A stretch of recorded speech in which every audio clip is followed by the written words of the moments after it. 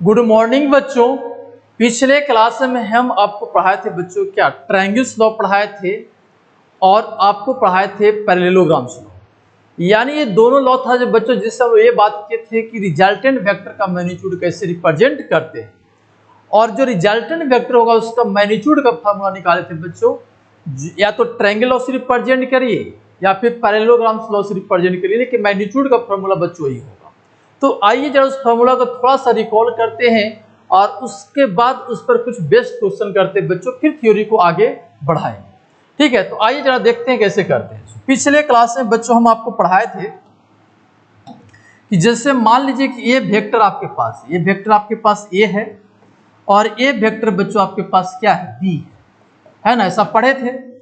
अब ये दोनों वेक्टर को लेकर बच्चों एक पैरेललोग्राम्स बनाते हैं। तो एक के पैरेलल में ये लाइन खींच दीजिए, अब बी वेक्टर के पैरेलल में ये लाइन खींच दीजिए। तो यहाँ पर जो ये डायगोनल जो होता है बच्चों रिजल्टेंट वेक्टर को रिप्रेजेंट करता है। डायगोनल जो होता है वो क्या होता है, रिजल्टेंट वेक्टर को रिप्रेजेंट करता है। पिछले दिन बात किए थे, ठीक है ना। इसको सीधा जरा खींच लेंगे, है ना। चलिए, तो ये रिजल्टेंट जो वेक्टर है बच्चों उसका मैग्नीट्यूड की अगर बात किए थे तो मैग्नीट्यूड मिला था under root A square plus B square plus 2ab cos theta, ऐसा फॉर्मूला मिला था बच्चों। और अगर रिजल्टेंट ए के साथ अगर अल्फा एंगल बनाता है तो पढ़े थे tan alpha is equal to B sine theta by A plus B cos theta पढ़े थे, ऐसा पढ़े थे ना। और रिजल्टेंट अगर बी के साथ अगर एंगल बनाता है बच्चों, बीटा एंगल बनाता है, क्या बनाता है, बीटा अगर एंगल बनाता है तो tan beta is equal to हम लोग पढ़े थे, क्या पढ़े थे, a sine theta by b plus a cos theta. हम लोग बच्चों इतना फार्मूला ड्राइव किए थे। ये पैरेललोग्राम्स लॉ में ऐसे रिप्रेजेंट करते थे। ट्रायंगल से रिप्रेजेंट बच्चों हम लोग करते थे कि जैसे मान लीजिए वेक्टर ए है और ये वेक्टर आपका क्या है, b है, तो ट्रायंगल बना देते बस। इसको क्या करते थे, ट्रायंगल बना देते। यहाँ पर मैं बना दे रहा हूँ, ट्रायंगल बना देते।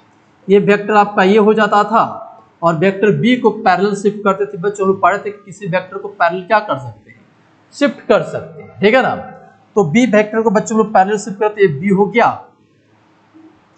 तो ये रिजल्टेंट वेक्टर होता था बच्चों। तो ट्रायंगल लॉ से रिप्रेजेंट करिए रिजल्टेंट को या फिर क्या पैरेललोग्राम से रिप्रेजेंट करिए, उससे कोई दिक्कत नहीं है। मैग्नीट्यूड निकालने के बच्चों यही फार्मूला है।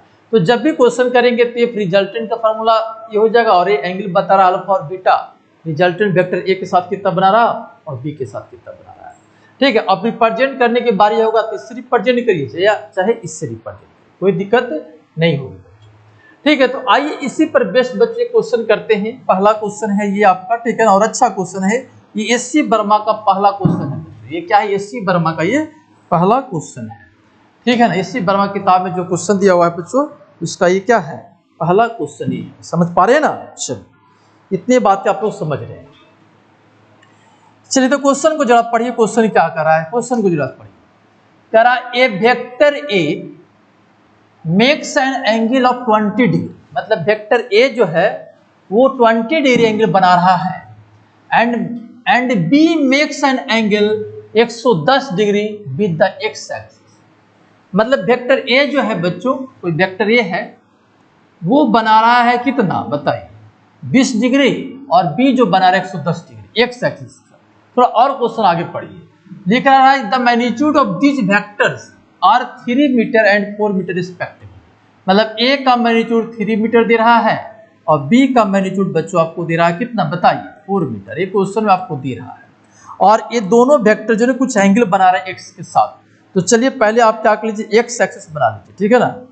एक्स एक्सिस बना लीजिए, जिससे मान लेते हैं कि आपके पास क्या एक्स एक्सिस है और ये आपके पास क्या है, वाई एक्सिस बच्चों, ठीक है ना। इतनी बात समझ रहे हैं। ये आपका क्या है, वाई एक्सिस है और ये आपका क्या है, एक्स एक्सिस है। तो बोल रहा है क्वेश्चन में कि ए जो वेक्टर है, ये जो वेक्टर है वो एक्स एक्सिस के साथ कितना बना रहा है, 20 डिग्री।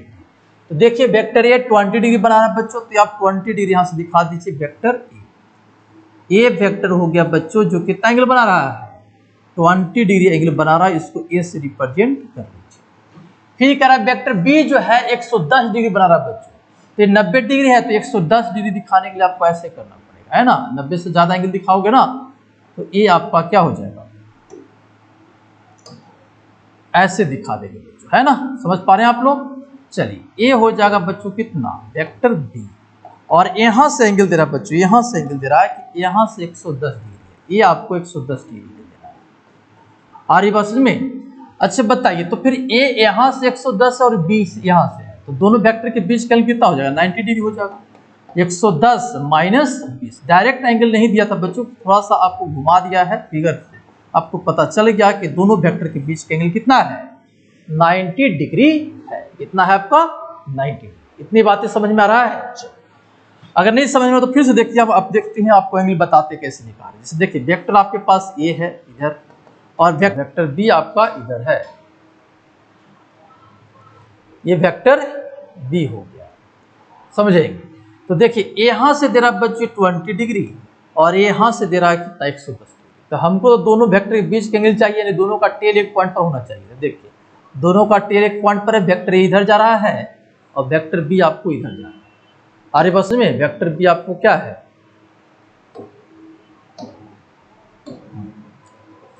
ये वेक्टर बी आपका ये हो जाएगा, ठीक है ना, ये वेक्टर बी हो जाएगा। तो देखिए यहां से यहाँ 110 और ये 20 है, तो कितना हो जाएगा, दोनों वेक्टर के बीच का एंगल थीटा है, तो थीटा इक्वल टू कितना हो जाएगा, 110 माइनस 20, तो कितना हो जाएगा, 90 डिग्री। ठीक है, इसलिए 90 डिग्री हम लोग बच्चों यहाँ पर लिख दिए। ठीक है, चलिए आगे बढ़ाते हैं इसको, है ना। तो अब बताना है मैग्नीट्यूड, आपको रिजल्टेंट वेक्टर बताना है, दोनों वेक्टर को ऐड करना है। तो रिजल्टेंट वेक्टर बताने के लिए सबसे पहले इसको क्या कर लीजिए, रिप्रेजेंट कर लीजिए कौन वेक्टर रिजल्टेंट होगा। तो पैरेललोग्राम से दिखाते हैं बच्चों, तो इसके पैरेलल में हम लोग क्या करते हैं, एक ऐसे लाइन खींच देते हैं, और इसके पैरेलल में हम लोग क्या करते हैं, एक ऐसे लाइन खींच देते हैं, है ना। तो डायगोनल जो हो जाएगा वो रिजल्टेंट वेक्टर हो जाएगा। डायगोनल जो हो जाएगा क्या हो जाएगा बताइए, रिजल्टेंट वेक्टर। तो ये जो हो जाएगा वो रिजल्टेंट वेक्टर हो जाएगा, ये आपका रिजल्टेंट वेक्टर हो जाएगा ना ये। चलिए तो इसका फॉर्मूला आप बैठा लीजिए, रिजल्टेंट तो आराम से निकल जाएगा। निकल जाएगा कि नहीं निकल जाएगा बताइए, ये तो फॉर्मूला पर आ जाएगा बच्चों, है ना। तो फॉर्मूला लगाइए, तो फॉर्मूला लगाएंगे तो आर इज इक्वल टू क्या लिखेंगे बताइए, लिखेंगे ए का स्क्वायर प्लस बी का स्क्वायर अब प्लस 2ab कॉस 90। तो कॉस 90 बच्चों 0 हो जाता है ना। तो हो जाएगा कितना बताइए, 3 का स्क्वायर प्लस 4 का स्क्वायर का अंडर, तो हो जाएगा बच्चों 25 हो जाएगा, और 25 हो जाएगा तो कितना हो जाएगा 5 मीटर। यानी रिजल्टेंट जो वेक्टर है बच्चों उसका मैग्नीट्यूड कितना आ जाएगा, 5 मीटर आ जाएगा। कितना आ जाएगा, 5 मीटर। चलिए इतने बात तो आपको समझ में आ रहा है कि 5 मीटर हो जाएगा सर। अब देखिए कहानी से ये हो गया। अब आपसे ये भी पूछेगा कि वेक्टर क्वांटिटी, तो उसके पास मैग्नीट्यूड के साथ साथ डायरेक्शन ही पूछेगा। तो आपसे इस क्वेश्चन में पूछा गया है बच्चों कि एक्स एक्सिस के साथ एंगल बताइए। ठीक है ना, आंसर दे रहा है बच्चों एक्स एक्सिस के साथ रिजल्टेंट वेक्टर कितना एंगल बना रहा है। ठीक है, किसी के साथ पूछ सकता है, एक्स के साथ पूछ सकता है, ए के साथ पूछ सकता है, आपसे बी के साथ भी पूछ सकता है, लेकिन क्वेश्चन में आपको ए के साथ आंसर बताने के लिए बोल रहा है बच्चों। ठीक है, चलिए ए के साथ देखते हैं। तो अगर ए एंगल निकल जाएगा बच्चों तो हम लोग आंसर बता सकते हैं ए एंगल, क्योंकि ए एंगल तो 20 पहले से पता है, और अगर ए एंगल निकल जाएगा तो काम हो जाएगा, एक्स के साथ बता सकते हैं। तो इसका तो हम लोग फार्मूला ही पढ़े हैं कि वेक्टर ए के साथ है, अगर रिजल्टेंट है अल्फा एंगल बनाता है तो tan alpha is equal to हम लोग पढ़े क्या बताइए सर, पढ़े बी साइन थीटा बाई क्या ए प्लस बी कॉस थीटा, ऐसा पढ़े हम लोग सर, है ना। हाँ तो ठीक है पढ़े, तो बी का वैल्यू कितना हो गया 4 साइन 90 थीटा, दोनों वेक्टर के बीच का तो 90 डिग्री हो गया है। अब बाई ए हो गया 3 अब प्लस 4 इंटू कॉस 90। चलिए तो साइन 90 तो 1 हो गया, तो 4 इंटू 1 बाई 3 प्लस कॉस 90 0, तो कितना हो जाएगा 4/3। तो tan alpha is equal to आपका क्या हो गया 4/3। तो tan alpha is equal to 4/3 बच्चों, तो अल्फा का वैल्यू कितना हो कौन बताएगा बताओ। तो देखो हम लोग पढ़े थे बच्चों, ऐसा बताएं आपको कि राइट एंगल ट्रायंगल बना लीजिए। क्या बना लीजिए, राइट एंगल ट्रायंगल बना लीजिए। ठीक है, और यहाँ पर 53 डिग्री एंगल लिख लीजिए, और यहाँ पर 37 डिग्री, तो 53 के सामने 4 और 37 के सामने 3, और ये अपने आप 5 हो जाएगा। इस ट्रायंगल से बच्चों आप क्या कर सकते हो ना, 53 डिग्री और 37 डिग्री का tan का वैल्यू, साइन का वैल्यू, कॉस का वैल्यू, कॉट का वैल्यू, ट्रिग्नोमेट्रिकल रेशियो हर का वैल्यू निकाल सकते हो। 37 और 53 का वैल्यू आप बच्चों इस ट्रायंगल से हमेशा याद रखेंगे, और फिजिक्स में इसका खूब यूज होता है इस एंगल का। ठीक है ना। तो चलिए हम लोग देख सकते हैं tan alpha is equal to 4/3 आया तो 53 डिग्री होगा। देखिए tan 53 लिखिए, tan 53 डिग्री तो कितना हो जाएगा 4/3 हो जाएगा ना। इसका मतलब अल्फा जो रहा होगा बच्चों कितना रहा होगा बताइए, अल्फा जो रहा होगा 53 डिग्री रहा होगा, है ना। चलिए 53 डिग्री निकल गया बच्चों, ये एंगल निकल गया 53 डिग्री। हमको तो x के साथ बताना है तो कंप्लीट आंसर लिखेंगे r is equal to 5 metre at angle ये 53 और 20 हो गया तो कितना हो 73 डिग्री विथ x एक्सिस। ठीक है, अगर a के साथ बोलता बच्चों तो 53 ही डिग्री हो जाता, लेकिन x एक्सिस के साथ बताना है इसलिए कितना हो गया 73 डिग्री आपका क्या होगा एंगल बनाएगा रिजल्ट बच्चों x एक्सिस के साथ। देखिए 20 इतना एंगल बनाएगा ना, ये एंगल को छोड़। तो ये बच्चों एकदम बेसिक क्वेश्चन था लेकिन अच्छा क्वेश्चन था। यहाँ से आपको वेक्टर का आपका क्या होगा ना, कैसे क्वेश्चन हम लोग वेक्टर का क्वेश्चन हम लोग कैसे बनाते हैं ये आइडिया हम लोग को लगेगा बच्चों। और भी क्वेश्चन करेंगे तो और भी बहुत सी बातें हम लोग को निकल कर आएगा यहाँ पर, ठीक है। लेकिन इतना को पहले आप लोग क्या कर लेंगे, नोट कर लेंगे, ठीक है। चलिए अब इतना अगर नोट कर लें बच्चों तो इसी को थोड़ा आगे बढ़ा देते हैं, मतलब इसी पेज में आगे क्वेश्चन को बढ़ा देते हैं, है ना। चलिए देखिए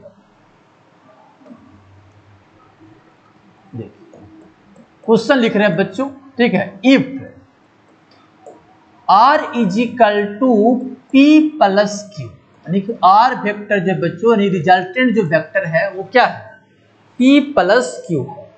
r ये बात समझ में, एंड r का जो मैग्नीट्यूड है, r का जो मैग्नीट्यूड है वो p के मैग्नीट्यूड प्लस q के मैग्नीट्यूड के सम के बराबर है, ठीक है। तब आपसे पूछ रहा है कि बताइए फाइंड द एंगल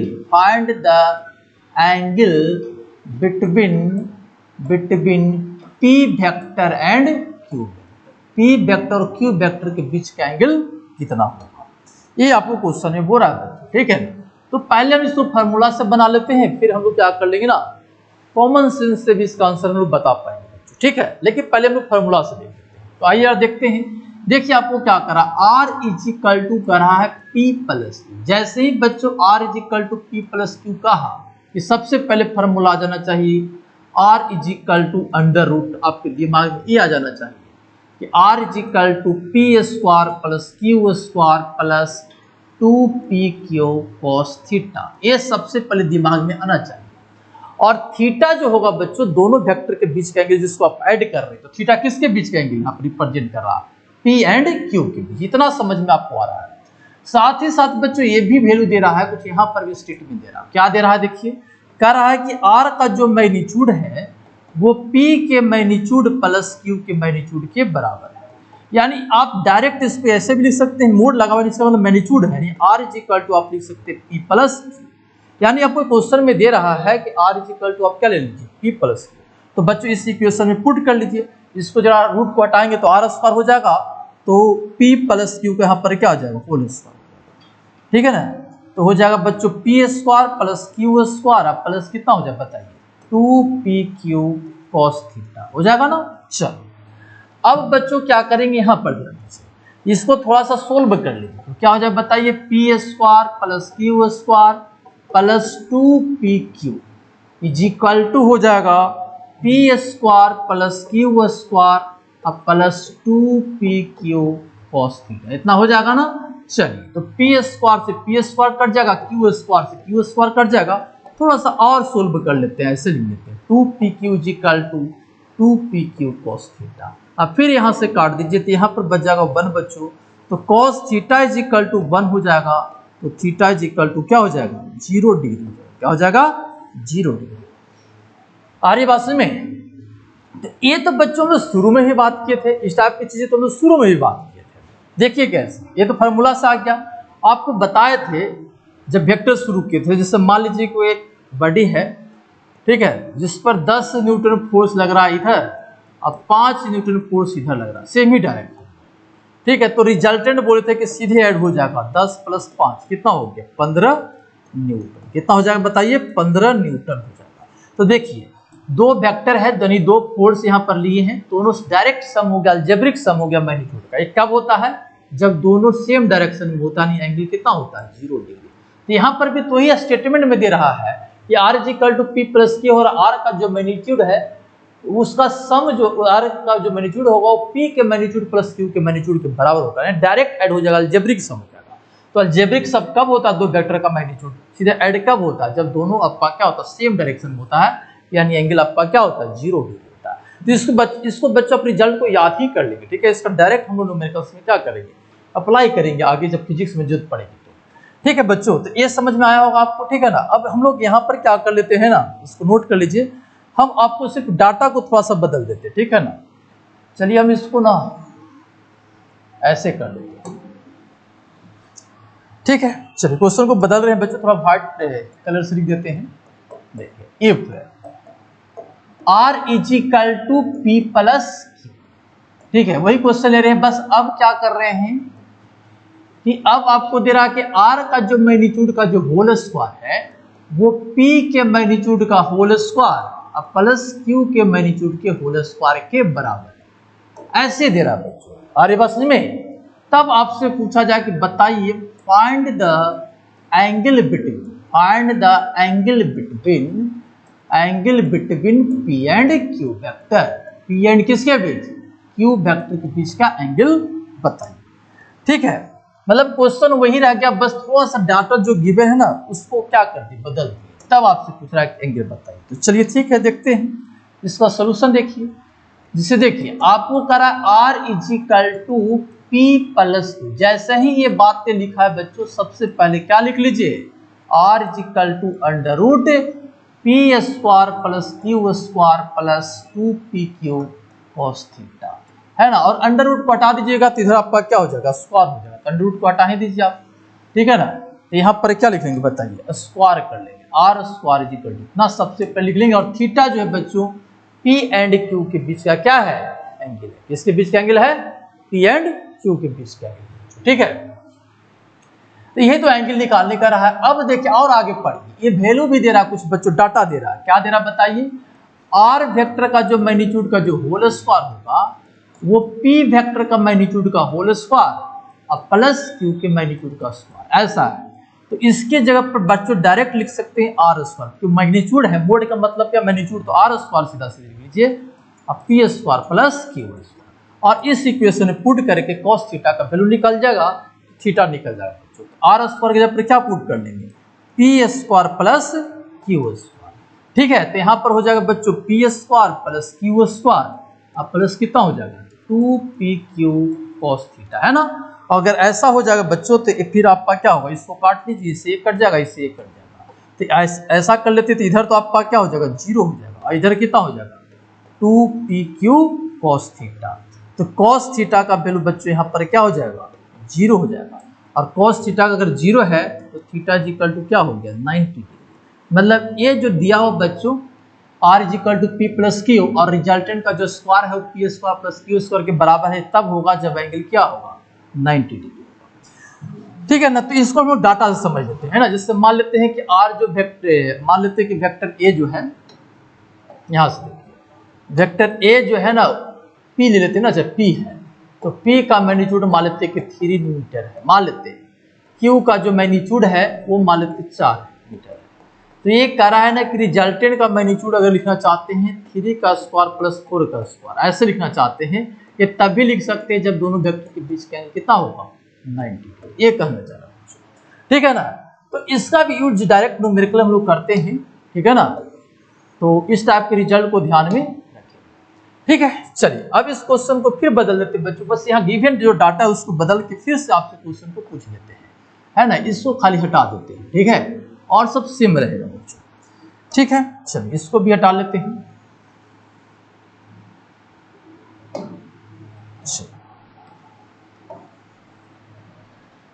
चलिए अब क्या दिया हुआ बच्चों कि R का जो मैग्नीट्यूड है, रिजल्टेंट का जो मैग्नीट्यूड है वो P के मैग्नीट्यूड और Q के मैग्नीट्यूड के बराबर, मतलब आपस में सब क्या है? तीनों बराबर है। P, Q और R आपस में सब क्या है? बराबर है। तब आपसे पूछ रहा कि बताइए कि दोनों वेक्टर के बीच का एंगल कितना रहा होगा। आ रही बात समझ में? चलिए देखिए तो कैसे करेंगे सर। यहां पर लिखा हुआ है R इजिकल टू लिखा हुआ है क्या? P plus Q। जैसे ही ये बच्चों लिखा हुआ है कि आप सीधे लिख दीजिएगा क्या? R square is equal to P square plus Q square plus 2p Q cos theta. सबसे पहले बच्चों लोग ये बातें लिख लेंगे। और ये बात समझे। चलिए अब यहाँ पर बच्चों क्या करा है कि तीनों आपस में बराबर है, यानी R vector is equal to P vector is equal to क्या है, क्यू वेक्टर है ना। इसका मतलब क्या हो गया कि R is equal to P is equal to क्या है, क्यू है। और इस इक्वेशन में पुट कर लीजिए। तो देखिए तीनों आपस में बराबर है, तो हम लोग ऐसा कर लेते हैं कि सभी के जगह पर पी पुट कर लेते हैं। तो चलिए, तो ये हो जाएगा पी स्क्वायर, ये पी स्क्वायर प्लस क्यू के जगह पर पी कर लेते हैं, तो पी स्क्वायर अब plus 2p into P into cos theta हो जाएगा। तो चलिए ये बातें समझ में आ रहा है। ए से एक कट जाएगा बच्चों, तो इधर बच जाएगा कितना 0, इधर हो जाएगा पी स्क्वायर कॉमन ले लीजिए, तो 1 प्लस 2 कॉस थीटा हो जाएगा ना। चलिए पी स्क्वायर 0 में चल जाएगा बच्चों, तो 1 plus 2 cos theta is equal to क्या हो जाएगा, 0 हो जाएगा। तो cos theta is equal to हो जाएगा बच्चों -1/2, क्या हो जाएगा -1/2। और -1/2 का मतलब हो गया थीटा इज इक्वल टू कितना 120 डिग्री। कितना हो गया बताइए, 120 डिग्री। ठीक है ना। और ये बात समझ में। तो अब इसका रिजल्ट समझिए क्या है। तो ठीक है मैथमेटिकली निकाल, ये क्या कहना चाहता है, कहना ये चाहता है कि जिससे मान लीजिए कोई पी वेक्टर है उसका मैग्नीट्यूड 3 न्यूटन मान लेते हैं, तो क्यू का भी मैग्नीट्यूड क्या है 3 न्यूटन, ये दोनों आपस में बराबर है, तो रिजल्टेंट भी 3 न्यूटन हो जाए, रिजल्टेंट भी 3 न्यूटन। ये तभी संभव है जब ये दोनों वेक्टर के बीच का एंगल कितना होगा 120 डिग्री होगा। यानी P जैसे मान लेते P आपको इधर दिखाएंगे, तो ये आपका क्या हो जाएगा 120 पर दिखाएंगे Q को, मैग्नीट्यूड दोनों सेम है, तो ऐसे दिखाएंगे बच्चों, ये हो जाएगा आपका क्या रिजल्ट। तो ये अगर आपका 3 न्यूटन है, ठीक है, ये भी आपका क्या है 3 न्यूटन है, तो R भी आपका क्या हो जाएगा 3 न्यूटन हो जाएगा। ये कब हो जाएगा जब ये एंगल कितना हो 120 डिग्री। ये ऐसा ये बोलना चाह रहा है बच्चों। तो इसको इस रिजल्ट को याद रखेंगे, हमको जरूरत पड़ेगा डायरेक्ट न्यूमेरिकल से बच्चों इसको क्या करेंगे अप्लाई करेंगे। चलिए ठीक है, तो इतने बात आपको समझ में आ रहा है। नेक्स्ट क्वेश्चन को अब देखते हैं बच्चों, ठीक है, क्वेश्चन को बढ़ाते हैं बच्चों। नेक्स्ट क्वेश्चन देखेंगे क्या कह रहा है, ठीक है। देखिए क्वेश्चन क्या कह रहा है, क्वेश्चन को बच्चों पढ़िए। कह रहा है the resultant of 2 forces, 2 forces का resultant, one double the other in magnitude, is perpendicular to the smaller of the 2 forces. देखिए क्या करा, रिजल्टेंट जो 2 फोर्स है ना, 2 फोर्स का जो रिजल्टेंट है, ठीक है ना, और साथ में ये बोल रहा है कि one double the other in magnitude. तो जैसे मान लेते हैं एक आपके पास क्या है ना P है, क्या है आपके पास P वेक्टर, क्या है ये P, ठीक है। तो P को मान लेते हैं कि इसका मैग्नीट्यूड क्या है x है, चलो ठीक है। तो Q जो है बच्चों आपका क्या हो गया 2x, ऐसा क्वेश्चन है, ठीक है, कि वन डबल द अदर। तो अगर मान लेते P आपका x है तो Q आपका क्या है 2x है, is perpendicular to the smaller of the 2 force. अब यहाँ पर रिजल्टेंट जो है बच्चों, रिजल्टेंट जो है स्मॉलर फोर्स पर क्या है परपेंडिकुलर है, स्मॉलर फोर्स पर क्या है परपेंडिकुलर। तो चलिए स्मॉलर यहाँ पर x हो गया, तो ये आपका बच्चों हो गया आपका क्या बताइए P वेक्टर, और इस पर क्या है रिजल्टेंट क्या है परपेंडिकुलर, इस पर रिजल्टेंट क्या है परपेंडिकुलर है। तो ये हो गया बच्चों क्या रिजल्टेंट हो गया, ये हो गया क्या आपका रिजल्टेंट। ऐसे क्वेश्चन निकला है जो इसको x माने हैं। अच्छा बताइए अगर P इधर है तो Q इधर होगा तभी ना बच्चों बीच में रिजल्टेंट होगा, हुआ कि नहीं, है कि नहीं। इधर कहीं रहा होगा बच्चों क्या Q वेक्टर, जिसका मैग्नीट्यूड कह रहा है कितना 2x ले लेना है, Q का मैग्नीट्यूड कितना लेना है 2x, और ये 90 डिग्री दे रहा है। चलिए ठीक है, तब आपसे पूछ रहा एंगल बिटवीन द 2 फोर्सेस, मतलब P एंड Q के बीच कितना एंगल बना रहा होगा। तो देखिए बच्चों ये एक्चुअल में अल्फा दिया हुआ है, alpha is equal to 90 degree.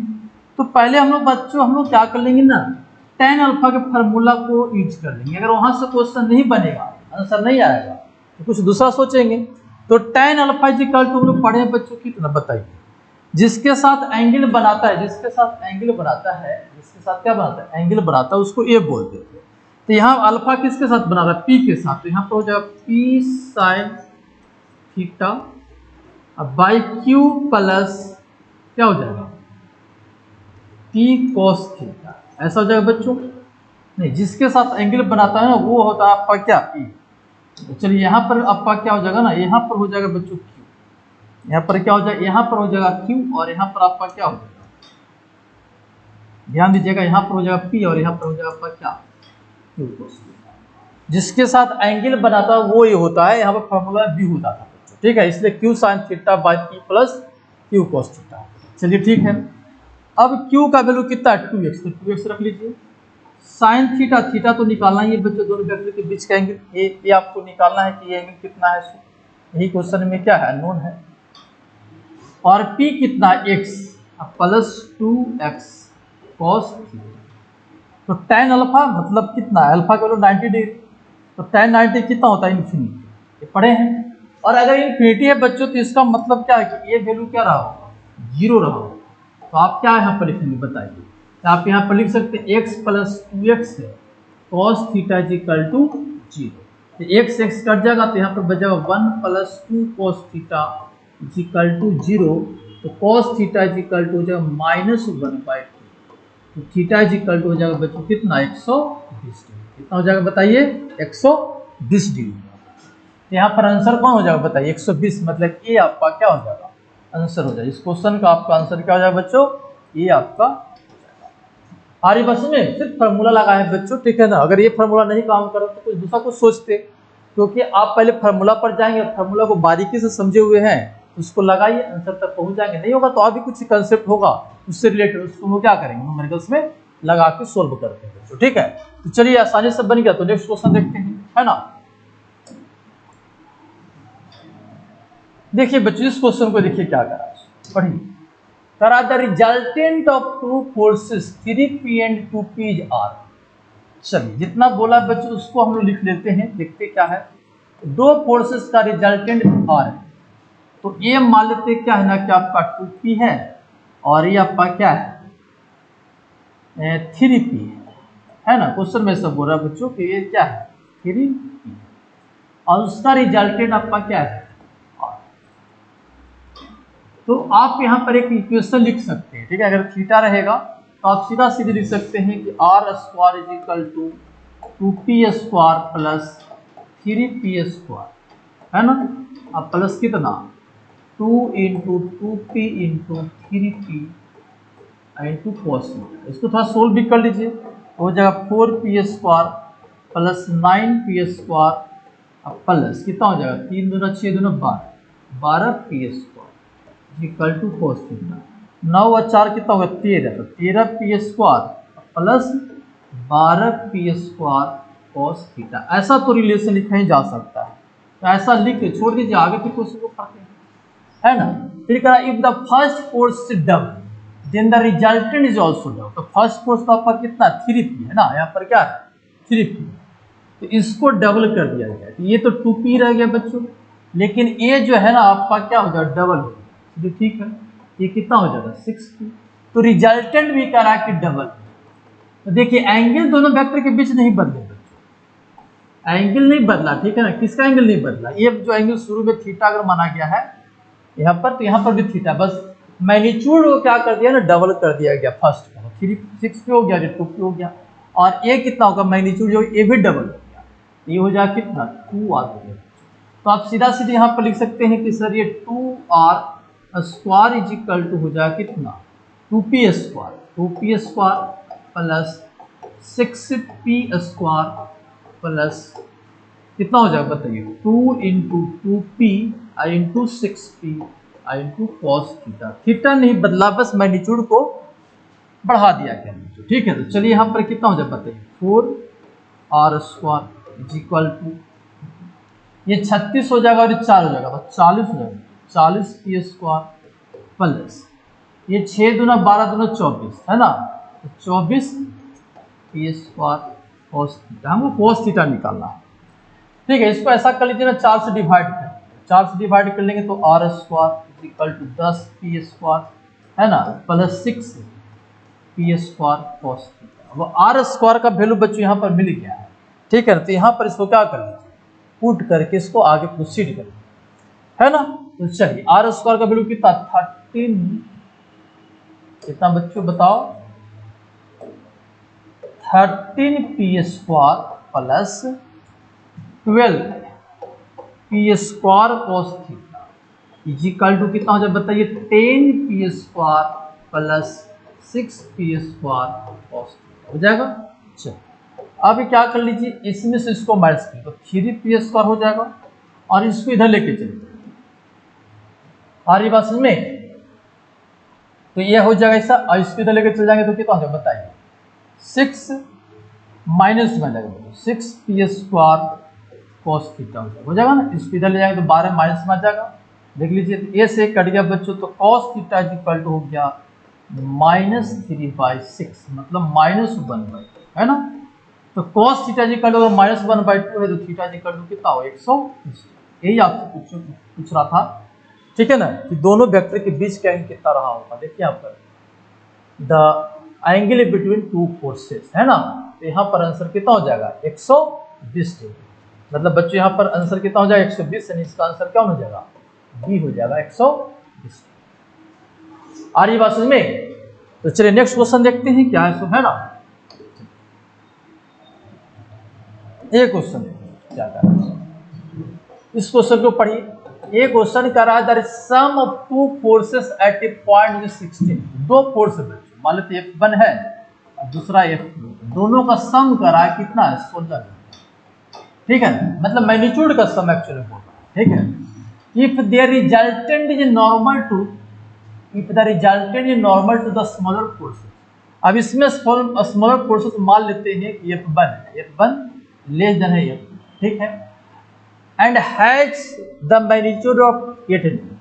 अब देखिए क्या कर रहा है, स्मॉलर जो बच्चों आपको क्या है ना फोर्स है, तो मान लीजिए F1 है, ये हम लोग ऐसे दिखाते हैं कि F1 है, उस पर क्या है रिजल्टेंट क्या है परपेंडिकुलर है, समझिए जरा।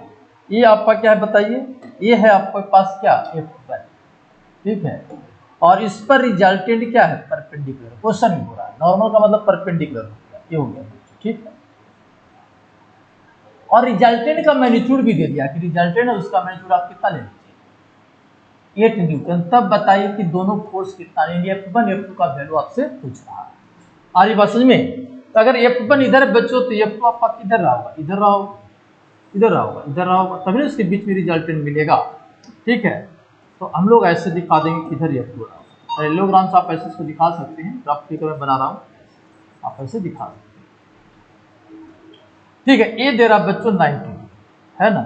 चलिए इतना कहानी दे रहा है, तो हम लोग क्या करेंगे F1 प्लस F2 आपको दे रहा है। अगर एक इक्वेशन और F1 F2 में आ जाएगा तो इसको आसानी से क्या कर सकते, सोल्व कर सकते, ठीक है। तो चलिए इसका रिजल्टेंट दे रहा है, बहुत से तरीका है। इसका रिजल्टेंट दे रहा है बच्चों, तो R square is equal to क्या कर लेंगे F1 square plus F2 square plus 2F1 F2 cos, ठीक है। तो यहाँ पर तो बच्चों 8 दे रहा है, तो 8 यहाँ पर पुट कर लो, तो 8 का स्क्वायर मतलब कितना हो जाएगा 64, 64 is equal to F1 square plus F2 square plus 2F1 F2 cos theta. इतना तो लिख ही सकते हैं, ये इक्वेशन 1 मान लीजिए। अब इसको 2 है, अगर कॉस थीटा हट जाएगा बच्चों तो आराम से F1 F2 में एक और इक्वेशन हम लोग को मिल जाएगा और हम लोग आसानी से क्या कर लेंगे सोल्व कर पाएंगे बच्चों। तो हम लोग एक इक्वेशन और निकालना है, ठीक है ना, यही मेन मकसद है बच्चों। तो cos थीटा का क्या कर लेते हैं ना, ध्यान दीजिएगा, cos थीटा का वैल्यू निकालने की कोशिश करते हो। देखिए यहाँ पर लिखा हुआ बच्चों कि रिजल्टेंट जो है ना, रिजल्टेंट वेक्टर F1 के साथ 90 डिग्री बना रहा है, जिसका फॉर्मूला हम लोग क्या पढ़े थे, tan का पढ़े थे। तो हम लोग लेंगे tan 90 is equal to F2 हो जाएगा। देख लीजिए फॉर्मूला को सही से सेट करिए, F2 साइन थीटा अब बाई क्या हो जाएगा F1 plus F2 cos theta, है ना, ऐसा फॉर्मूला हो जाएगा।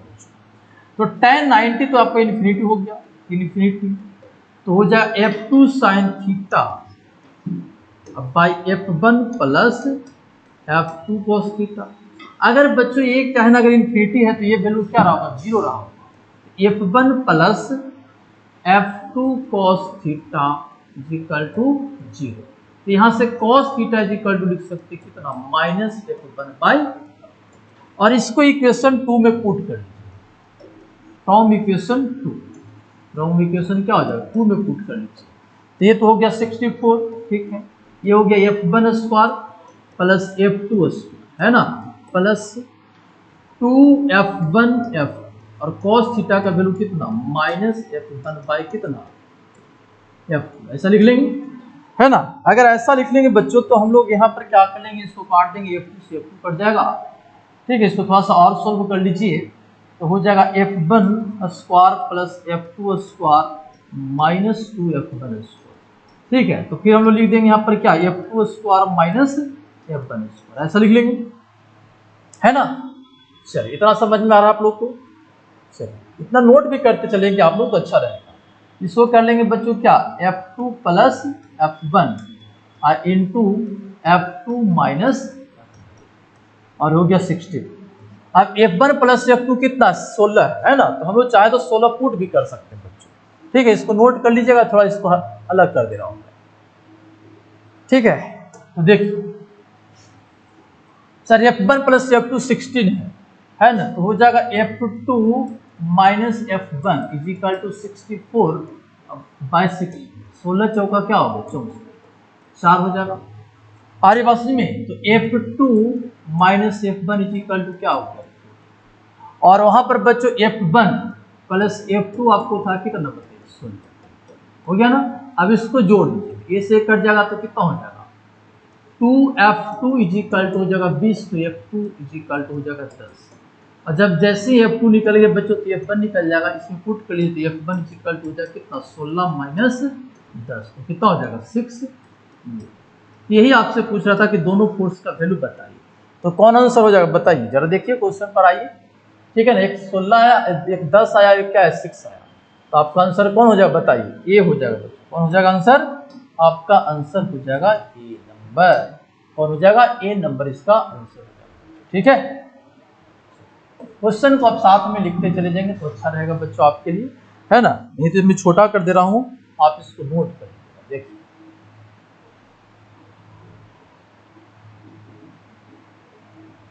चलिए इतना आप लोग नोट कर लें, ठीक है ना। इसको बच्चों दूसरे तरीका से बनाया जा सकता था, ये तो बच्चों हम लोग देख लेते हैं मेथड 2 से, इसको मेथड 2 से कैसे बनाएंगे, मेथड 2 इसको नाम दें, चलिए ठीक है देखते हैं। तो देखिए क्या करा था, sum of two forces at a point is 16 newton, तो f1 plus f2 is equal to क्या होगा 16, ये तो समझ में आ रहा है। एक इक्वेशन और बन जाएगा बच्चों, तो हम लोग आसानी से क्या कर लेंगे, सोल्व कर लेंगे, ठीक है। चलिए देखिए अब इसमें कह रहा है the resultant is normal to the smaller forces, तो यहाँ पर मान लिए हैं f1 लेस देन क्या है, तो फिगर बना लीजिए, ठीक है ना।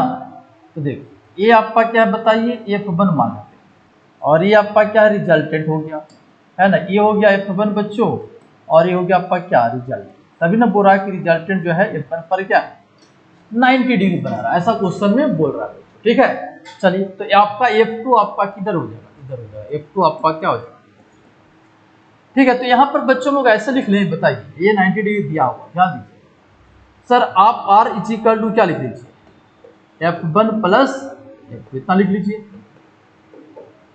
आर्य बस में।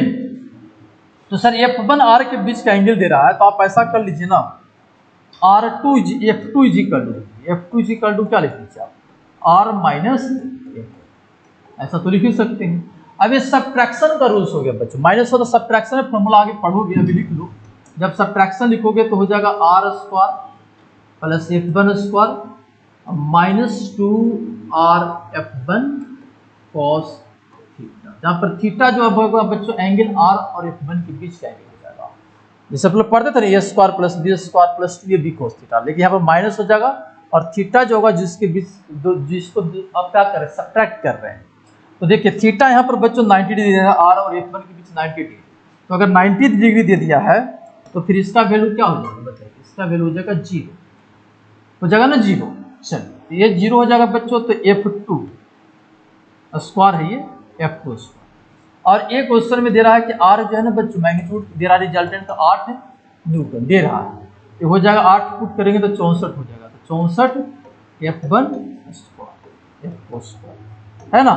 अब इसको यहाँ पर ऐसे कर लेंगे, देखिए क्या जाएगा, हो जाएगा f2 square minus f1 square equal to कितना 64, यही तो आया था पीछे में, f2 प्लस f1 इंटू कितना हो जाएगा f2 minus is equal to 60, तो f1 प्लस f2 तो आपको 16 दिया हुआ है, तो F2 minus F1 equal to क्या हो जाएगा 64/60 हो गया आपका कितना, तो F2 माइनस F1 हो गया 4 और यहाँ पर F1 प्लस F2 आपका क्या हो गया 60 है ना। इसको जो सोल्व करेंगे तो 2F2 इक्वल टू हो जाएगा 20, तो F2 इक्वल टू हो जाएगा कितना 10, अभी आया था पीछे और पुट कर देंगे बच्चों तो F1 निकल जाएगा आपका कितना 6।